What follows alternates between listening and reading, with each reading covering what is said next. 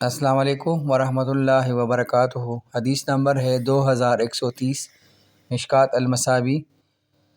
حضرت انس رضی اللہ عنہ بیان کرتے ہیں، ایک آدمی نے عرض کیا، اللہ کے رسول، میں سورہ اخلاص سے محبت کرتا ہوں۔ آپ نے فرمایا، بے شک تمہاری اس سے محبت ہی تمہیں جنت میں لے جائے گی۔ ترمذی اور امام بخاری نے اس کا مفہوم بیان کیا ہے، رواہ البخاری و ترمذی۔ اگر آپ سورہ اخلاص کو ترجمہ کے ساتھ پڑھیں تو آپ کو یہ محسوس ہوگا کہ یہ اللہ تعالیٰ کی ایک مکمل ڈیفینیشن ہے۔